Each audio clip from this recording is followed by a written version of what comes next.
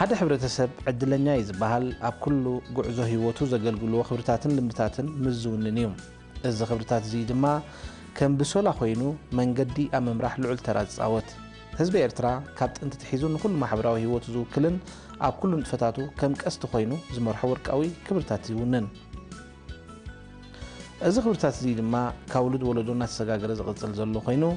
ንሓደ ካብዞም ብዙሓት ዜናት ካዘይ ምድላይ ልምዲ ከም ፅባቐ ኣብዚ መደብ እዚ ኣንፀባሪቕና ኣለና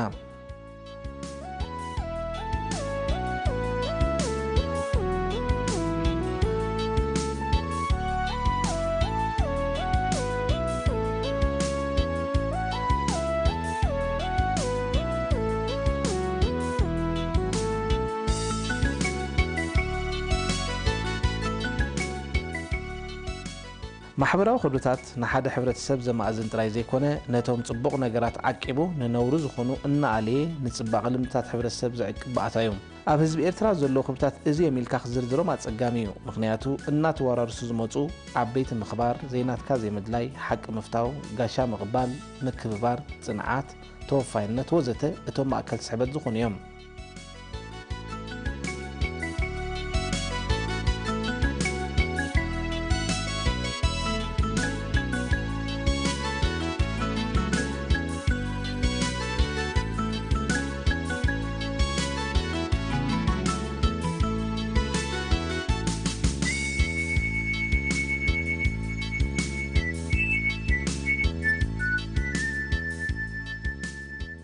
ዜናትካ ዘይምድላይ ባህሊ እንክልዓል ቀጻሊ ኣብ እምሮ ሰባት ቁልጭ ዝብል እቲ ካብ ህፃንነቶም ክዓብይ እንከለዉ ካብ ዓበይትን ወለድን ዝተማሃርዎ ዜናትካ ሙሳድ ጌጋ ምዃኑን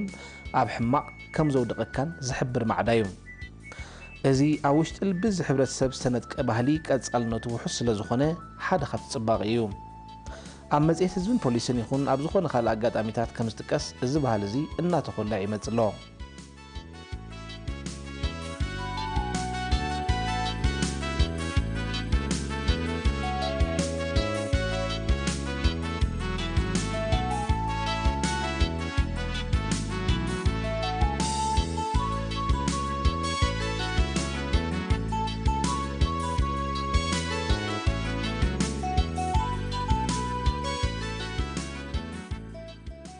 ኣብዚ ሎሚ እዋን ኣብ ዝተፈላለየ ሃገራት ግደፍ ወዲቑ ዝረኸብካዮ ንብረት ይኹን ገንዘብ ናብ ዋንኡ ከተረክብ ካብ ጅባ ይኹን ካብ መኪና መንበሪ ቤትን ስርቂ ጉኑን እዩ ብኣንጻር እዚ ቅንዕና ዝመለለዩ ህዝብና ብባህልን ድምድም ዜናትካ ሙሳድ ነውሪ ስለ ዝኾነ ናይ ሰብ ንብረት ይኹን ገንዘብ ረኺቡ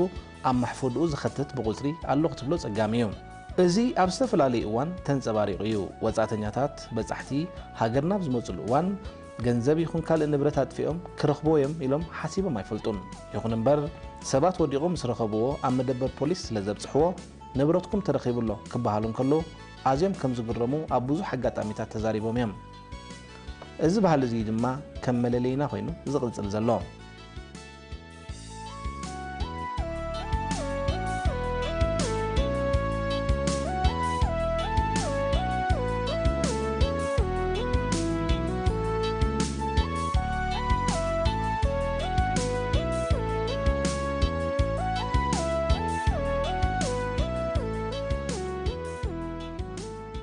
ዜናትካ ዘይምድላይ ክቡር ባህሊ ህዝቢ ኤርትራ እምበኣር እናተወራረሰ ይኸይድ ምህላው ካብቲ ቀንዲ ዘሕብን ፅባቐ እዩ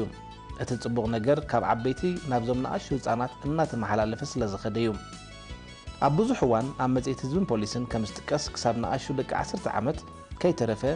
ገንዘብ ይኹን ንብረት ረኺብና ኢሎም ናብ ፖሊስ ከረክቡ ምውሳኖም ካብ ዝዓቢ ፀጋ የለን እዚ ተርእዮ እዚ ድማ ኣብ ኩሉ ጫፋት ኤርትራ ዝተሰረተ ባህሊ እዩ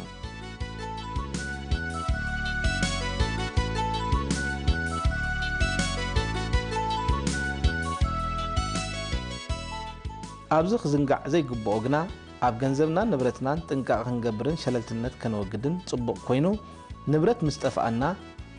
ይዕበይ ይንኣስ ገንዘብ ድማ ይብዛሕ ይወሓድ ኣብ ዝሓፀረ ግዜ ናብ መደበር ፖሊስ ከነመልክት እዩ ፖሊስ ኤርትራ ዝሕብር